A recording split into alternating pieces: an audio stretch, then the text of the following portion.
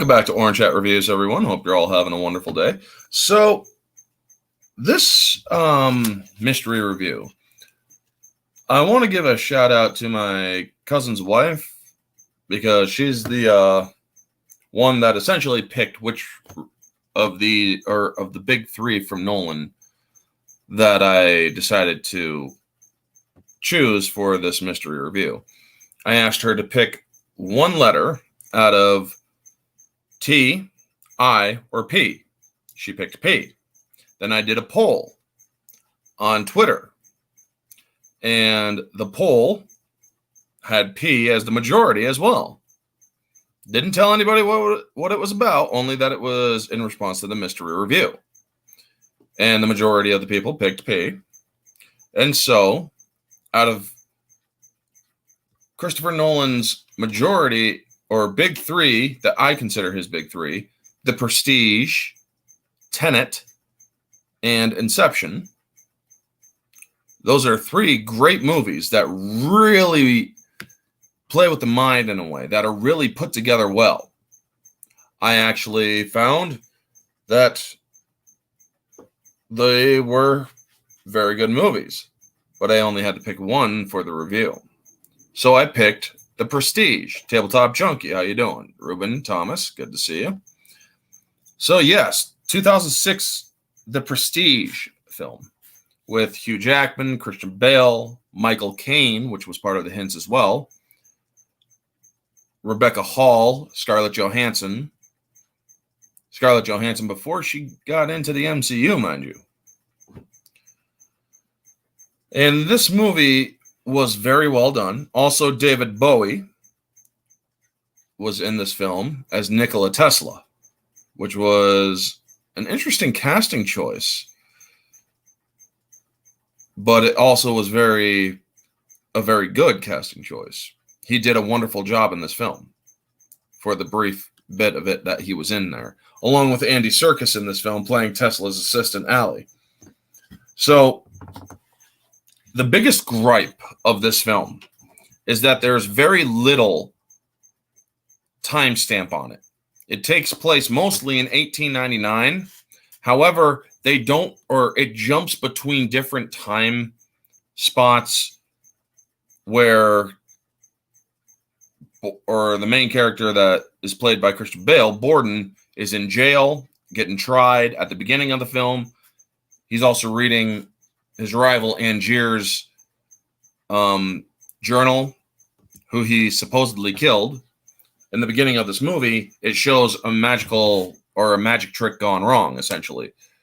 Hugh Jackman falls into a thing of water, and he got locked in and he drowned. And so Christian Bale's character, Borden, was put on trial for killing him, essentially. Now, it also jumps back when they were just assistants, plants in the crowd to help another magician with his work, and how they are trying to figure out how to kind of get out of it under his thumb, and they end up rivaling each other. And Michael Caine is an ingénieur, which is French, I believe, for engineer. And he helps them. He's like, if you guys can go tell me how this guy does his trick, I'll get you 20 minutes on stage with a bigger name magician. And so Christian Bale figures it out. He figures it out rather easily. However, there's something different about Christian Bale in this film. I really love this film. It is something that makes you or keeps you guessing as you first watch it. And only after you watch it a second time do you see what is right in front of your eyes, yet hidden from you. Now, I got my talking points up. So yes, when I first saw this movie, it immediately grabbed my attention. It was well made. Story was intriguing. The cast was brilliantly chosen. Christopher Nolan does that. And he has a way of keeping you guessing and surprises you in his movies. Well, the wonderful thing about this movie is, in true Nolan style, outside of Dark Knight trilogy, is that there's something you are told, and then you have to see the full context behind it. This movie is no different. The magic trick in the beginning looks to have gone horribly wrong, and Christian Bale is on trial for it with testimony by Cutter, or a man named Cutter, played by Michael Caine. And there are 3 steps of magic. The first step is called the pledge. The magician shows you something ordinary: bird, deck of cards, or a man. He calls someone up to inspect to see the trick is real, anything that is involving the trick, whether it be a machine or something like that, to see if it's real, not fake. And they are likely plants, or they even sometimes use real people to do it. After inspection comes the second step, the turn.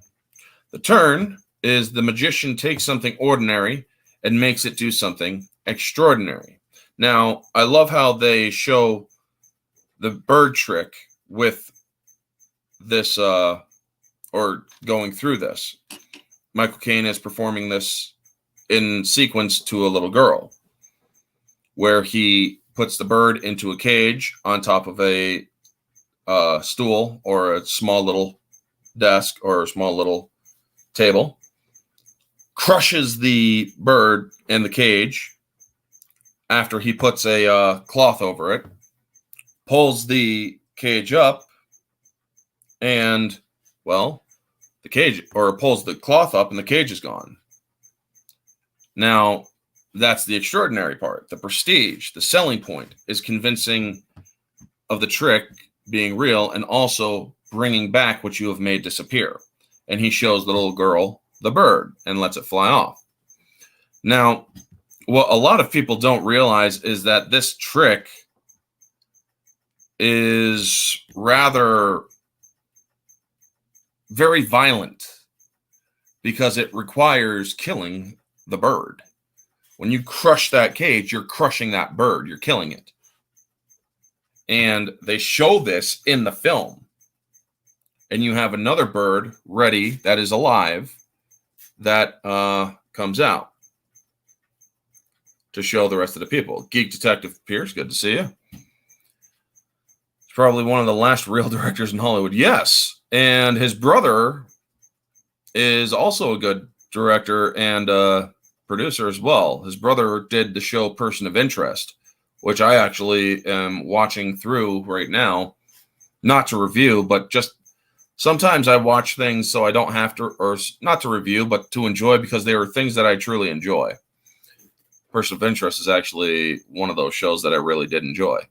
Now, he explains that he can't, or for a magician to reveal his secrets, that would make the trick no longer amazing. And so they're talking about the transported man, which was the trick that Hugh Jackman's character Angier was using on stage when the night he died. However, they're like the transported man is one of the most sought after tricks. If I tell you how it's done, it will no longer be a trick. Nobody will go to see it. Nothing. I have a right to sell the trick as it is, so that nobody knows the secret. And so the judge is like, a man's life hangs in the balance. Perhaps in private, you can describe to me what is going on in the trick and such.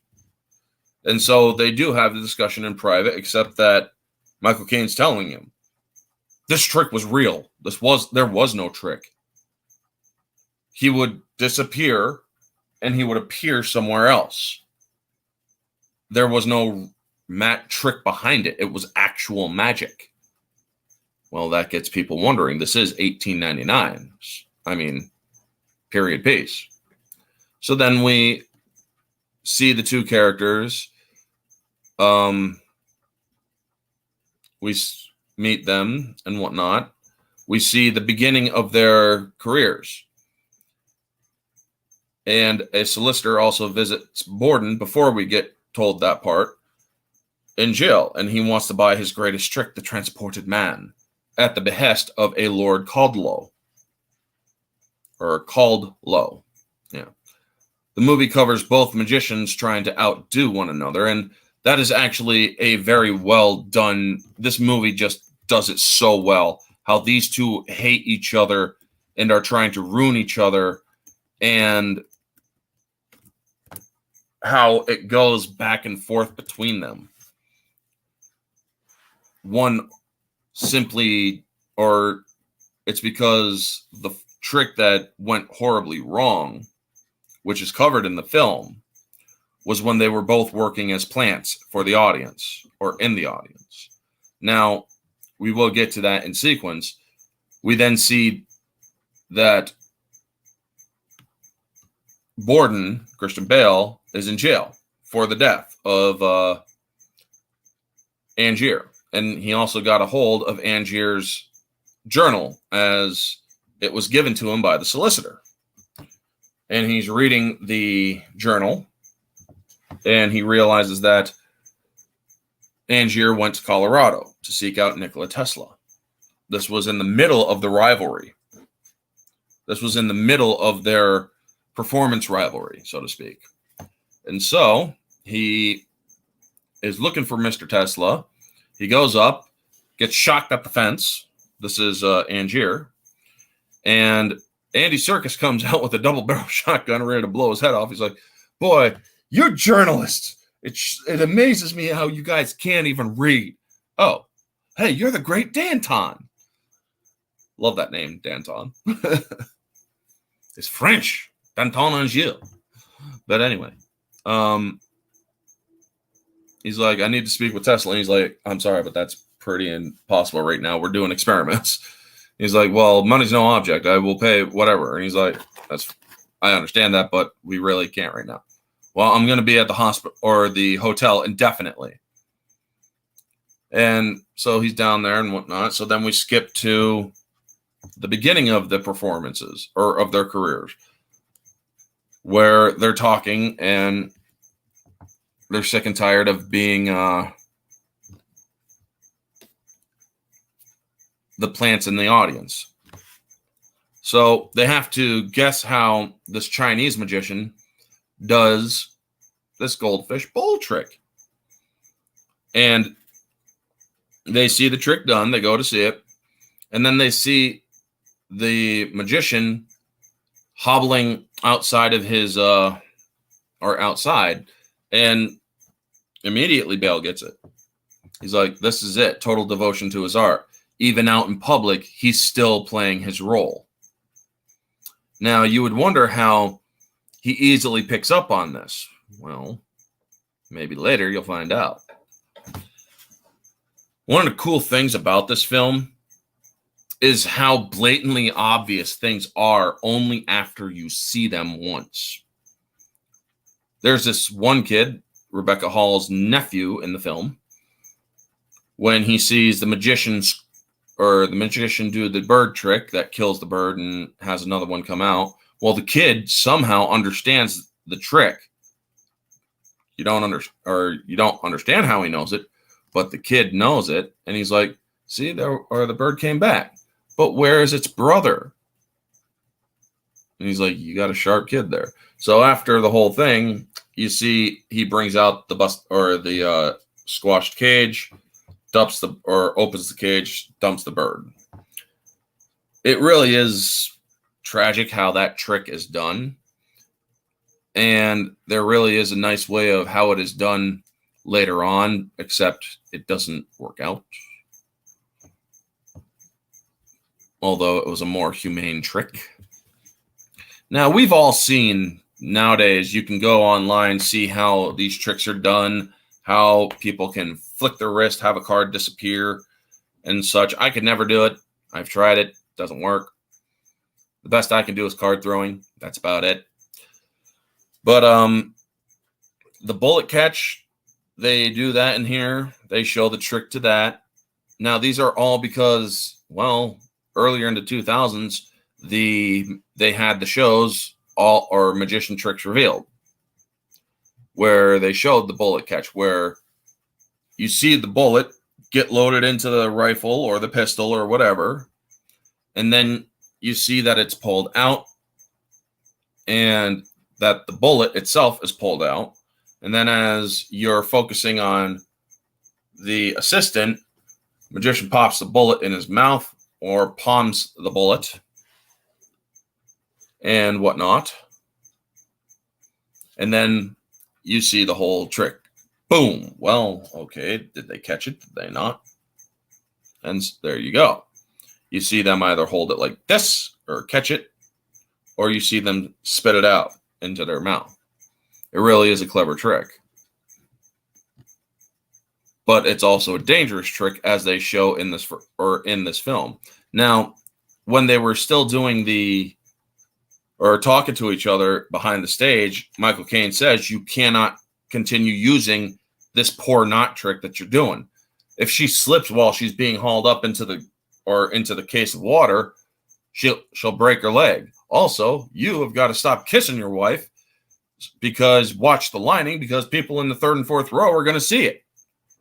Well, or also she's talking about how she can also slip a Langford knot.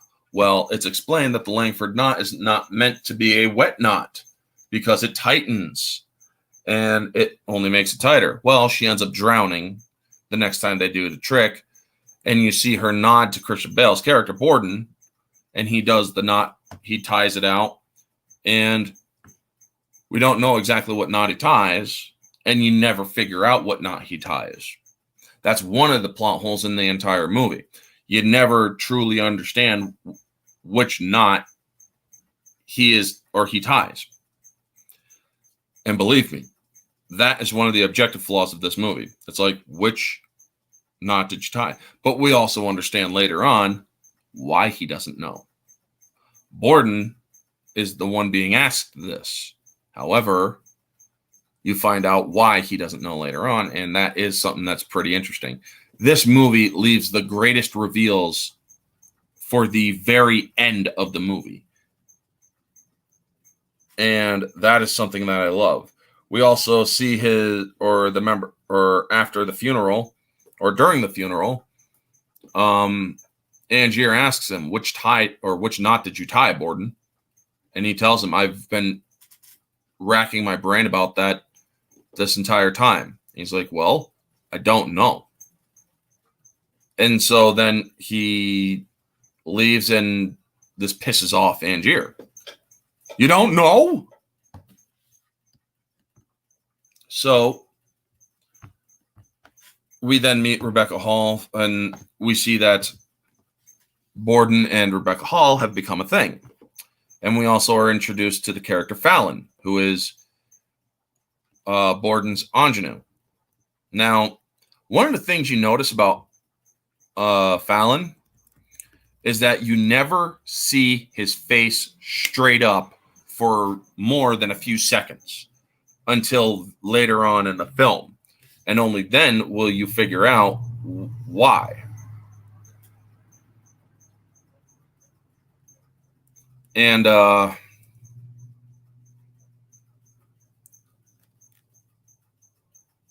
we are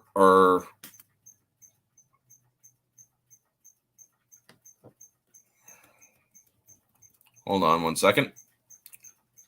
Got a problem on talking points here. Yeah. All right. So we find out that Borden's wife is pregnant. And she says this very interesting thing. She's like, tell me you love me. And when he says, I love you, well, she's like, you don't mean it today. And he's like, what do you mean I don't mean it? I do love you. She's like, no, you don't. And she's like, but I like being able to tell the difference. Some days you mean it, some days you don't. And it makes the days that you do all the more special. That is a very big hint for the duality of Christian Bale's character, Borden. And also why Fallon is not seen full-faced until later on. You see him in silhouette, you see his face obscured by his hat sometimes. Later on, you finally see really close. You could tell by the eyes why Fallon is always obscured. His eyes really give it away because both Hugh Jackman and Christian Bale in this film play two separate characters. And it really is wonderful how they do this. So Borden is explaining his next greatest trick, which is the bullet catch. And he explains it to his wife. And the night that he's doing it, a person in the audience comes up and you see him put a bullet in the pistol, which is one of the dangers of why this trick is so dangerous, because you never know when some idiot who's coming up to help you do the trick is going to put something in the barrel. Well, it turns out that this person who is full beard or who has a goatee and whatnot, and his hair is tied up, then asks him, "What knot did you tie, Borden?" "It's Angier." And he tells him, "I don't know." And you then see Fallon start to move, but once the bullet goes off, you see that it takes off the two fingers to Angier, or to Borden. And he's screaming about it because, well, he just got the two halves of his fingers blown off. So we then see that Cutter, Michael Caine's character, is looking for work. And he partners with Angier. Now, or before that, sorry, I should conclude the thing. Weeks later, Rebecca Hall's character, Sarah, is helping her husband with his fingers. She's like, "Jesus, it's as bad as the day it happened." And you see that he's a little bit more kind of angry. He's like, "We can't afford to go to a doctor right now." And then he's like, "I'm sorry, babe. I really am." And she's like, "I know. You mean it today." Well, that is interesting. Also, how is his fingers just as fresh as the day they were made? It does make a person wonder. So we then get to Angier and Cutter partnering up. We also see the introduction of Scarlett Johansson, who plays Olivia Winscombe. She's the new assistant for Angier, and we see the new cage trick that keeps the bird alive. How it's a nice mechanical apparatus that you have somebody hold the cage, but you have these two things underneath here and here that pull the cage in and keep the bird unharmed. It's not really seen how the trick is done really easily, but it does show that the bird is still unharmed. So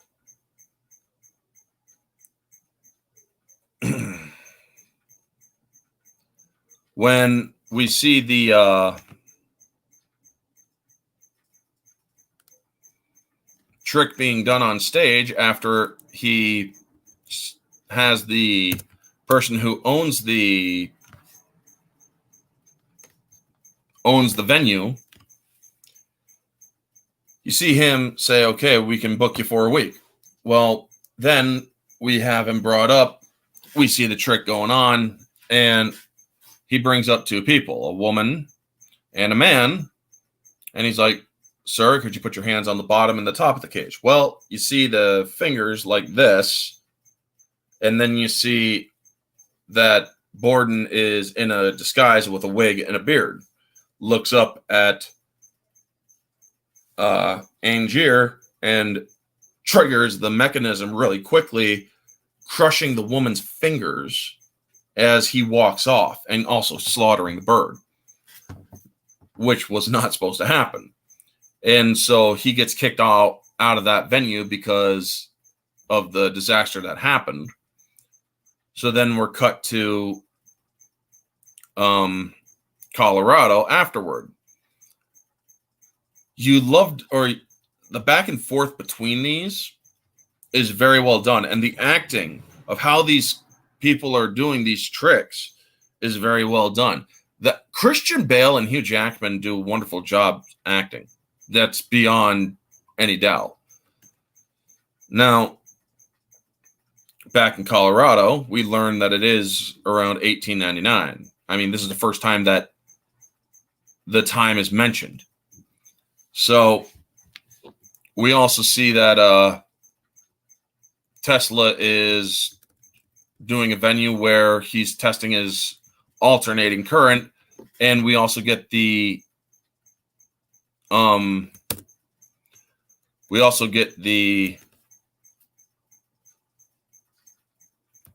indication that there's the rivalry. Sorry, I'm blanking, folks. I really am.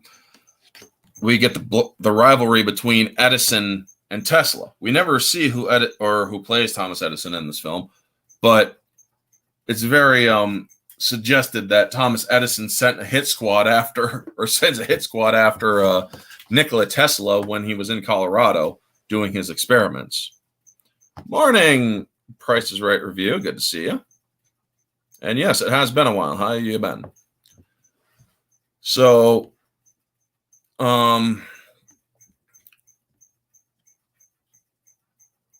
we then see that, he's in Colorado and the people that work for Tesla show up. So then we see back in the present that Borden is being harassed in jail by one of the guards.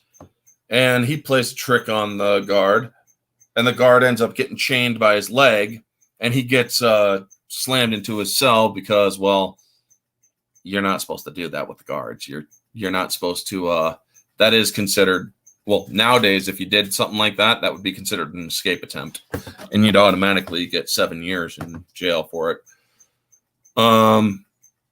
Yes, the Prestige. Yes, thank you. And so we see that he meets with Tesla. Now, David Bowie plays Tesla, and you can see that he has, or what appears to be, 2 different color eyes in this film. That's actually not heterochromia, which is 2 different color irises. David Bowie had a very rare condition with his eyes called aniscoria, which means that one pupil, his eye color was the same, but one pupil was always wider than the other, which made it appear that he had 2 different color eyes. That is actually something that was very interesting to learn about when I was watching this film. I actually looked up, did Nikola Tesla have 2 different color eyes? And no, he had 2 blue eyes. And then I asked, did David Bowie have 2 different color eyes? And then it explained the trick. So he meets with Tesla, and Tesla asks him, he's like, do you understand the cost of what this does? He's like, money's no object. I understand that, sir, but do you understand the cost? Well, I'm not sure I'm following. You should go home, Mr. Angier. I understand obsession, being a victim of it myself, and how obsession can often turn to ruin. So he's warning him. He's like, until you understand the cost, the real cost, not the money cost, you really have no way of succeeding.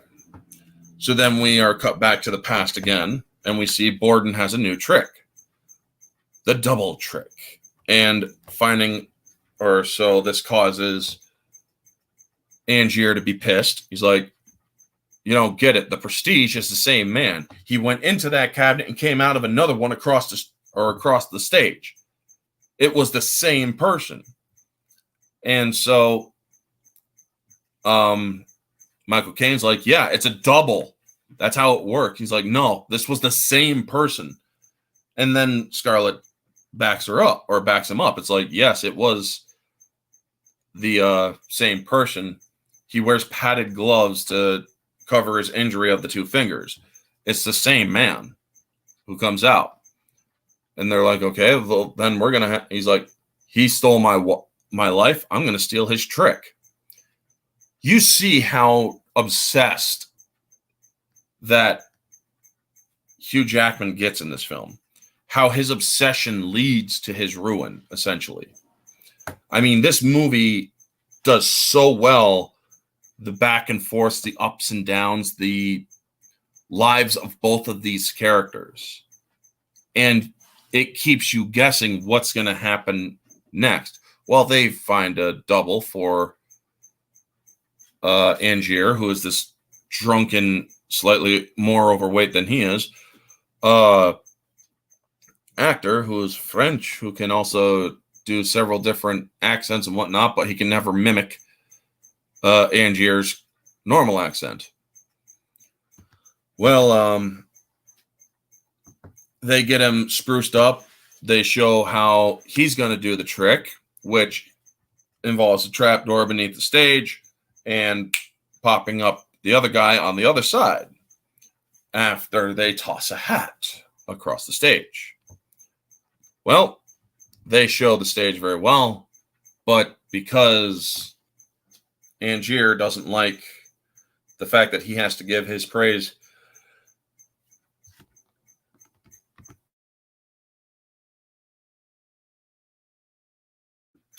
Sorry about that, folks. I had to sneeze and I didn't want to blow your eardrums. He had to give his bows beneath the stage while Angier was giving them up at the top of the stage. So he's like, maybe we could switch out at the moment. And Caine or Cutter tells him, he's like, you can't. The second people hear Cutter speak, it's over because he can't mimic your voice. I mean, he looks perfectly like you, but he can't mimic your voice. So yeah, we have to keep him him as the prestige, sadly. Well, we see, or it's not enough. And so Angier comes up with this idea. I'm going to send the woman I love, this woman that is my assistant, that I have feelings for, over to work for Borden. So that she can learn Borden's secret. But in order to do this, you're going to actually tell him the truth. Well, that I sent you over there to do it. And that's why he's going to trust you. Well, it turns out that doesn't go really well. Also, Borden finds out about the double. He talks to the double. And he catches the double out drinking, talking about how the double has all the power. How they can screw things over if you don't treat him well. Well, he does this for one of the tricks, and he goes out delayed with the thing, or with the trick, so that it's like, oh my God, did they fail on a trick? Nope, there he is. Okay, good. And now he wants, and then you see how Borden's talking to him, and then they go to do it again. Well, this time he falls with nothing to catch him beneath the stage. Angier does, and he ends up busting his leg. And he then sees that Borden is at the other end, and he gives him a little gesture, like, how you doing? Good day to you. He pops up, and he's like, oh, how did I get here? Oh, look, it's the great Danton. And the double is tied up and freaking used to promote Borden's show across the street, because they were doing across the street performances. And so it's like, well, there you go, man. He just upstaged you again. Borden continues to piss off Angier to the point where Angier is just full-blown obsessed with ruining Borden. And so he confronts ScarJo's character, Olivia. She's like, well, I was expecting you this afternoon. Well, sorry, it's hard for me to get around these days. He has the brace on, leather strap and metal braces back then. And if you hear buzzing, folks, I'm sorry. I can't do anything about that. That's the cicadas outside. So,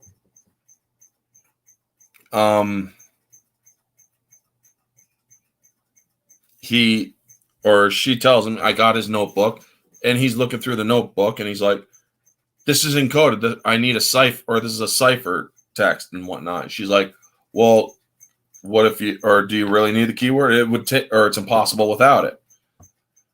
And so she's like, you never cared about me. And it's like, doing this isn't going to bring your wife back. I don't care about my wife. I care about his secret. This is the danger of obsession, folks. You stopped caring about what you once cared about to outdo your rival. The second that he said, I don't care about my wife, I care about his secret. That was when you knew that Angier had fallen off the deep end. And it turns out that Olivia also fell in love with Borden. So she actually told him the secret about his double, which was explained to Angier because Angier had his journal, but he hadn't figured it out yet. So he's like, I can't figure this out until later on. So he screwed my life, so we're going to screw his life. Well, he starts following Borden, then takes a detour into a alley street, to be needed but not wanted in a power dynamic that is useful to fiction, but not nice in real life. Oh, indeed, Eastland. And it's good to see you. Thank you so much for tuning in.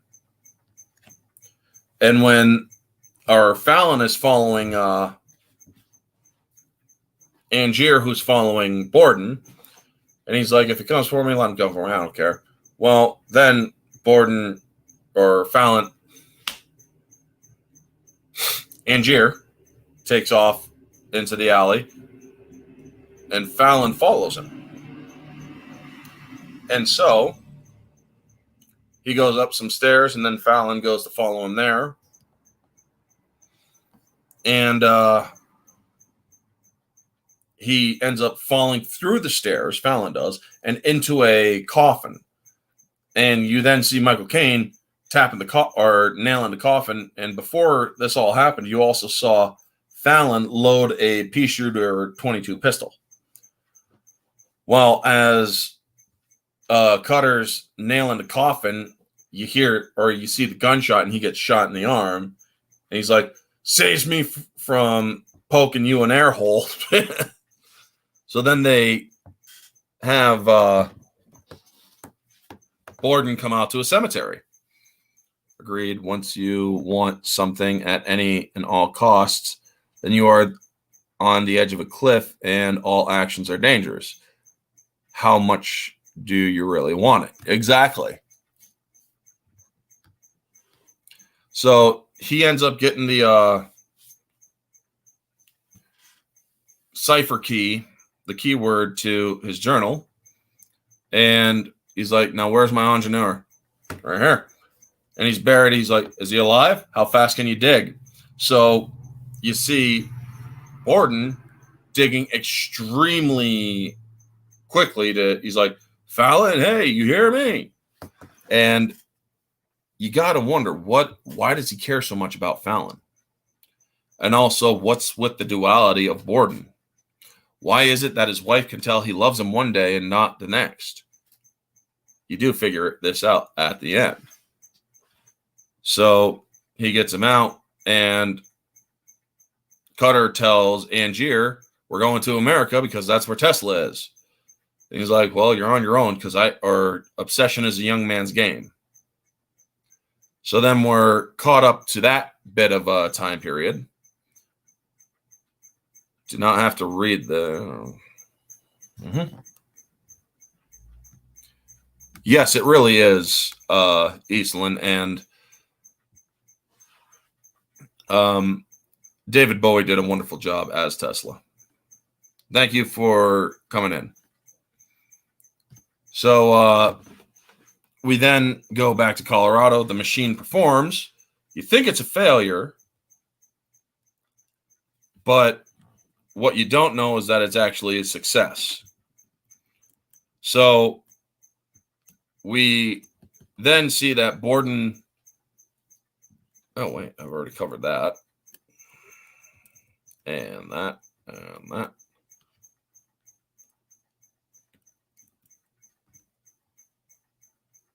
Or, yes, we're on the duality of Borden. And it starts to take a toll on his wife. And I really like how he plays this. Because you're seeing that Borden is just kind of... He's like, I just had to take care of somebody who means a great deal to me. And, well, I would like a little bit of time to celebrate. And they're in public, and this is all happening. Well, ScarJo is also there, as is Fallon. So, yeah,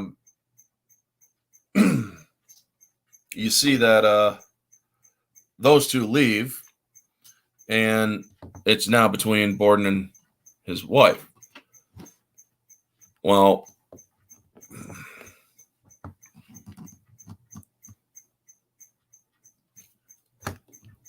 we then get the revisiting of Olivia and Borden, and it explains that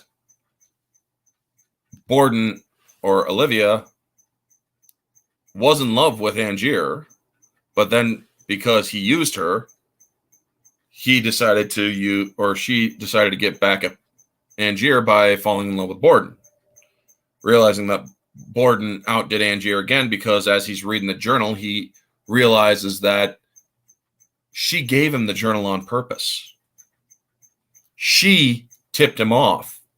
She won her loyalty to Borden. She proved her loyalty by screwing with Angier. So then Angier tests the machine after he's confronted after he confronts Tesla, saying that you wasted my money and whatnot. And he's like, no, the machine is doing exactly what it is, but it's not an exact science. So they don't know what it does. All they know is that it works. So we then see them use it on a cat. And this is Allie's cat, Circus's cat. And he's like, God help you if anything happens to this animal. Well, you see all this lightning cascading on the cat. And then it builds up, and then boom, it's done. And the cat ends up running.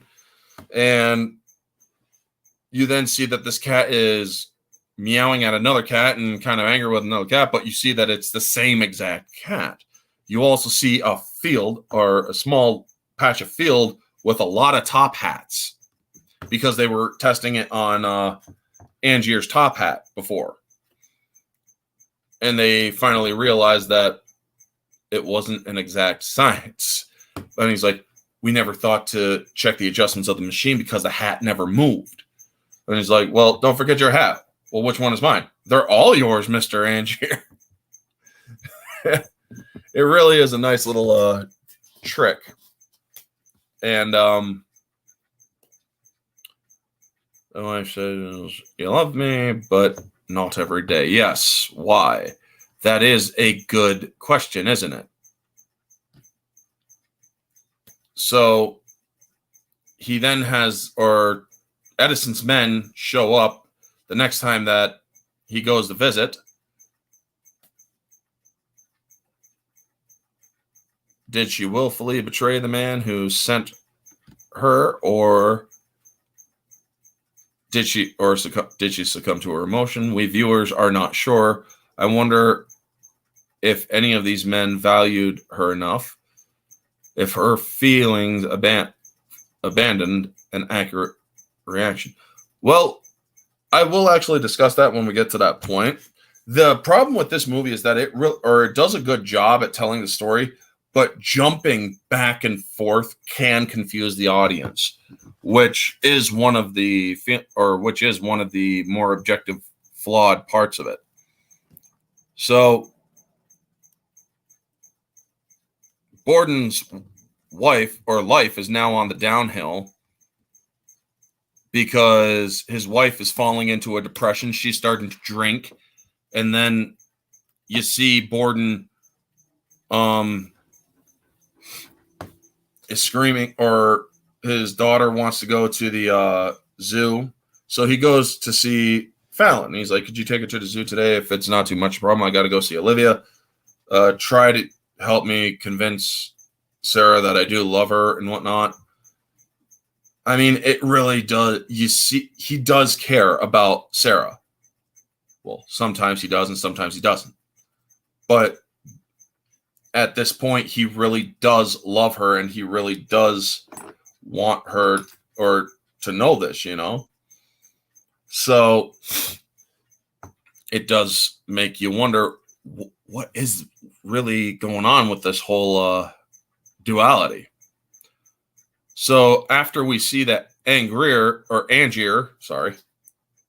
goes up to Tesla's compound and sees it burnt to the ground, he goes back to the hotel, and the hotel tells him Tesla had to leave, or we're so sorry that Tesla left because he did the town very good, or he really helped the town. So the hotel concierge shows him that a box was left for him and a note from Tesla, and he's like, perhaps this will be more useful to you where people can be mystified, but I do offer this advice: destroy this machine. For what it will bring is, well, ruin because of your obsession. And we then see that he's about to test the machine, but before he goes any further, you learn that Borden, who's in jail reading this diary, finds out that he pulled the same thing that he did to Angier. That this diary was written for you, Borden.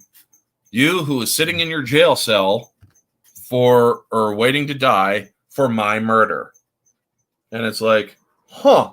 Now, any smart person would have gone to a warden, a lawyer, or somebody and said, I'm sorry, but this kind of proves that this man set me up. He wrote this knowing that something was going to happen to him, that I didn't kill him. But anyway, so we know that it was a setup. Yeah.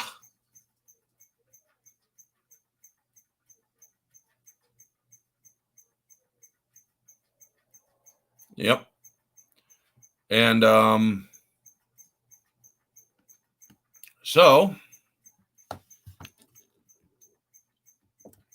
we then see him return to London. And after Borden confronts the solicitor and says, or only gives him the pledge and the turn for his tricks, and he's like, I want to see my daughter one more time. And he's like, fine. So then we see Borden's marriage hits its tipping point. And you also see that their daughter is listening to this. And so Fallon comes in and carries his niece, or his spoiled it. Carries the little girl out of there so she doesn't have to listen to it. And Rebecca ends up killing herself because she can't live like this. She can't live with all the lies, the deceptions. One day he loves her, one day he doesn't. They can't really, or she can't live like that. So she ends up killing herself. And then we see that the return to London and the machine with the real transported man. And so Cutter meets with Angier, and he's like, did you bring the fellow? And he's like, yeah, you got blind stagehands. That's good. And I disagree about the fake journal being useful if shown to others. If set up and slandered, very good proof proving your version is useless. Sadly, you are the bad person. Facts do not matter. Yeah, that is true. Well, good point there. That is a good point, Eastland. So then he's like, well, I only heard you wanted to show me one trick. This guy comes in. And so they show it. He kicks up the machine, disappears. And he's like, well, you got to bring him back. Or in order for the trick to work, you need a prestige. Exactly. Well, Hugh Jackman was down on the stage, but turns out in back of him there, and it's like, I'm sorry, it's been a long time since I've seen real magic. And he only wants the act to go for 100 performances. Only, no more. So, before the performances start, we see that we see Borden talking to Olivia. And he admits that he never really loved Olivia. That he just never cared about her. Or rather, a part of him never did. A part of him is the important thing that he says. And Olivia tells him he's back, And it turns out he's got a new trick that's going to be the best in London. So he goes to see the trick, and Borden notices as the trick happens, well, there's a trap door. He saw the trap door closing at the last second. And then he sees that Angier was up on stage. He's like, he traveled 50 yards in 1 second. How does he do it? You see him completely pissed off about this. He's yelling at Fallon. He's like, how do we outsmart him? How do we build it and whatnot? It just is, all we know after watching this is that he uses a trap door. What's going on beneath that stage? You just see how Borden is just losing it. Well, we then are revisited to the beginning of the movie, and we see what happens in the conclusion of the scene, where Borden actually is trying to save Angier, but it doesn't work out. We then see that he's meant to hang for it. We also see that Cutter is looking at the dead, drowned Angier on a slab. And we are also wondering about the mystery of Lord Cudlow. Who is he? Well, we learn after he comes with the daughter, because he's looking after, or this Lord Cudlow is looking after Borden's daughter, because otherwise she'll start working in the working houses, which back then that meant that child labor was used. And it's to pay off debts and whatnot. Well, we see the reveal. Lord Cudlow, or Caldlow, is actually Angier. Whew! Would you trade your soul for the perfect trick? Would not want to and not be brave enough? Would you really do it? That's a good question, isn't it? So we then see that the game is even greater. And he's like, I'll look after, or don't you dare bring my daughter into the middle of this. He's like, oh, now you know what it's like to lose something. I lost my wife now, or she'll be well looked after. You don't have to worry about that. And he's like, come on, darling. And as he goes to leave, he's like, wait, this is what you want, isn't it? My trick, the secret to my trick. And he's like, this is your secret? Yeah. He rips it up Angier, called low, rips it up, throws it. He's like, the thing is, I don't need to know your secret because my secret is better. And I can live with that now. All I wanted to do was prove that I was the better magician and you couldn't leave it alone. So we then see that Borden is pissed off. He's like, that's the man that I'm in here for killing. He's alive. I'm not. And you hear the guard saying, I don't care, because he pissed off that guard earlier. Well, I guess that really doesn't work now, do you? Piss off the guard, they kind of tend to resent you. So we then see that Caldlow goes back to his home and that somebody wants to buy the machine from him. Well, it's Cutter, and he sees that Angier's alive, and he's like, hello, Cutter. I saw you on a slab, for Christ's sake. And he's like, that girl, I saw her at the courtroom with Fallon. And he's like, she needs to be looked after. What she needs is her father. You just put him in. Cutter just realized what Angier did. He set up Borden and whatnot. And he's like, I'm not going to take part in any of this. He told him, I tried to keep you out of it. Well, he's like, well, I came here to buy the machine so I could destroy it. And he's like, oh, the machine will never be used again. I'm done. Or he's like, well, what's going to happen to it? It's going to go into the prestige or into my place for prestige materials. And there it will stay, never to be used again. And he's like, okay, then. Well, I will help you load it up, and you'll see that it has been properly loaded. Well, after he leaves the stage where the prestige materials are, you see another man walking up.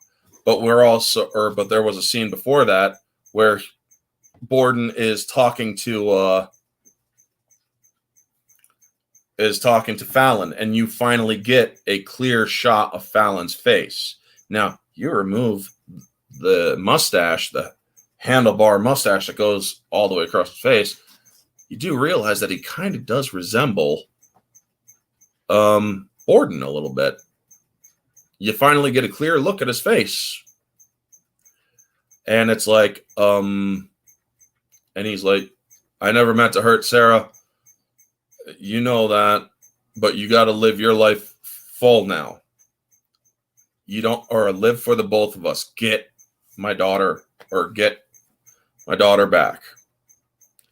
Get her away from him and whatnot. And he then tosses her the ball, or tosses Fallon the ball, and you hear Fallon whisper goodbye. Well, as Cutter and Angier are loading up the machine to have it in its final resting space, you also intercuts it with the hanging of Borden.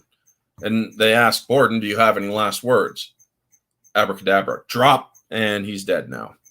Well, after Cutter leaves the room, or after Cutter leaves underneath the stage, leaving Angier there, well, he nods to another person that's walking in, and you see a ball bounce to Angier because he knows that somebody else is in there. And then you hear a gunshot, and he gets shot in the gut. And then you see Borden walking in, and Angier's picking it up. A twin, a brother, a twin. So which one of you was the one to come in? Which one of you was the one to come out? We took turns. We swapped places. What about your wife? I loved Sarah. He loved Olivia. We were both Fallon, and we were both Borden. We shared this.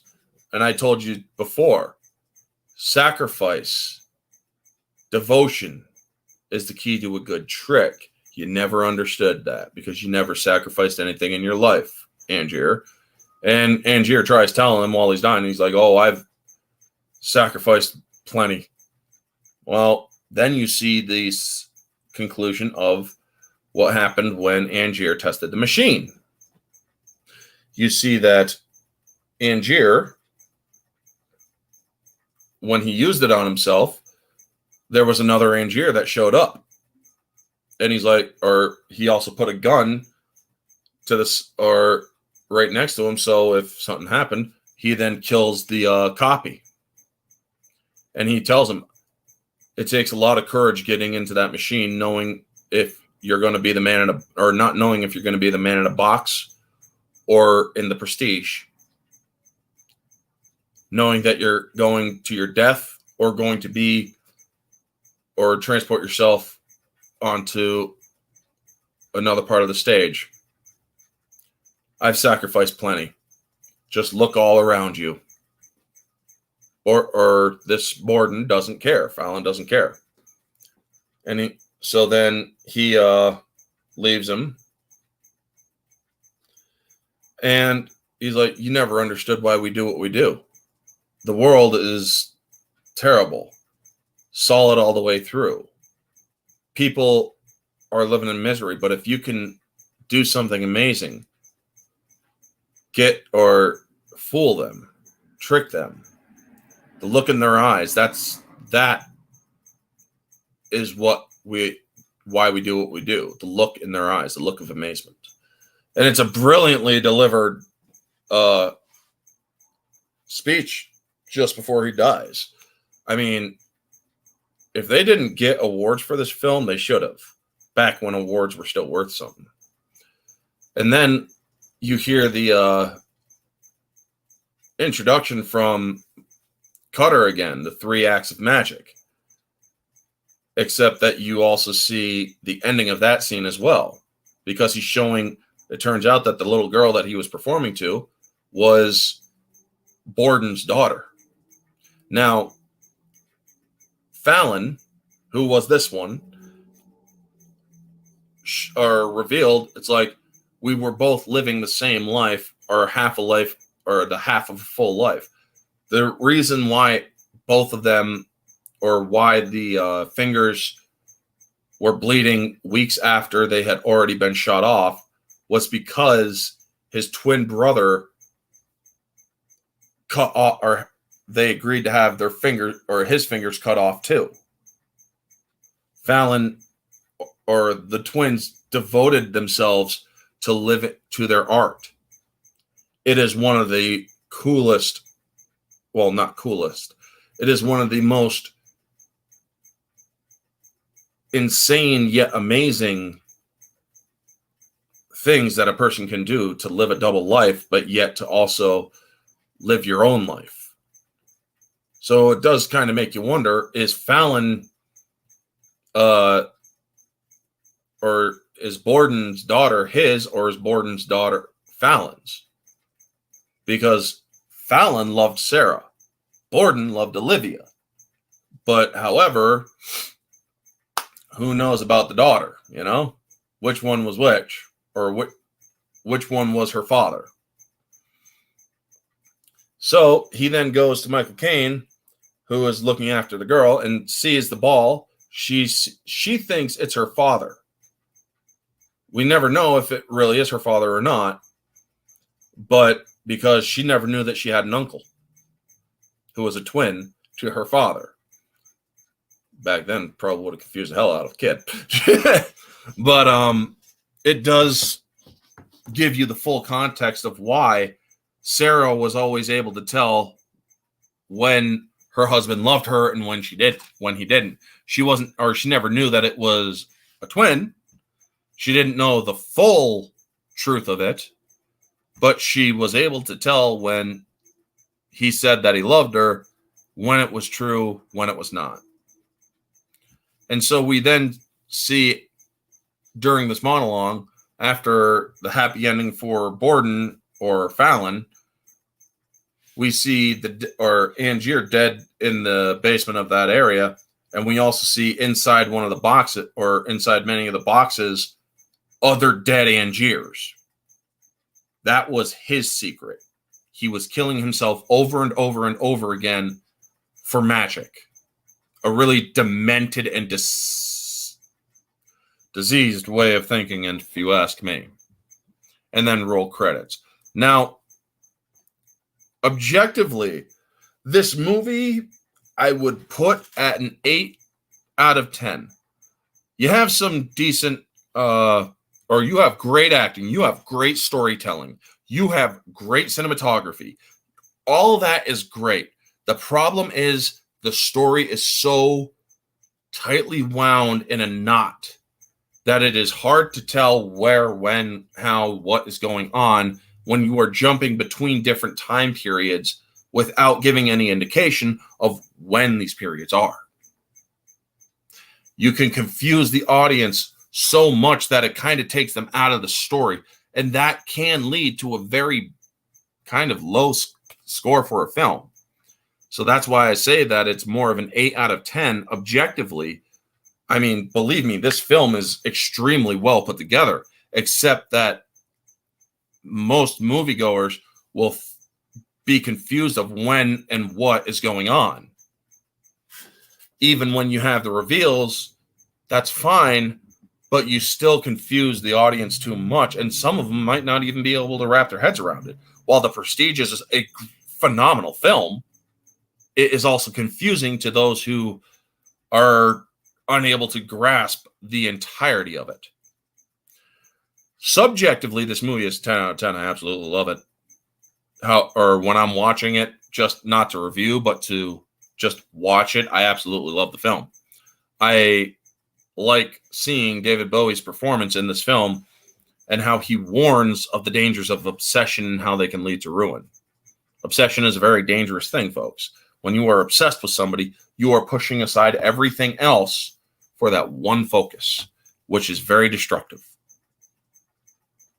And honestly, both magicians did horrible things to each other, yet one did even more horrible things. While Hugh Jackman is the one that everybody is rooting for, it's Hugh Jackman who is the one who actually did the most harm and the most destructive things. Yes, Borden kept on upstaging him, kept on treating him like shit, but he was also innocent. He didn't kill Hugh Jackman. Hugh Jackman killed Hugh Jackman's character. But anyway, moviegoer, this movie is absolutely entertaining. I loved it all the way through, 10 out of 10. So anyway, for the hints for next week, the hints for next week's mystery reviews is, well, California and swords. If you can guess, not in the chat, if you can guess what it is, DM me, message me, whether you're on Facebook. I know my friend Eastland is friends with me on Facebook. On Twitter, if you want to DM me your guess, go right ahead. California and swords. Makes you wonder, doesn't it? And that is the end of the mystery review, folks. If you liked it, feel free to like, comment, subscribe, share, all that jazz. Let me know your thoughts down in the comment section below. What did you think of The Prestige? Did you like it? Did you not? Or did it confuse you here and there? Was it more obvious at the end? Let me know all your thoughts down in the comment section below, folks. This has been Orange Hat Reviews. Stay humble.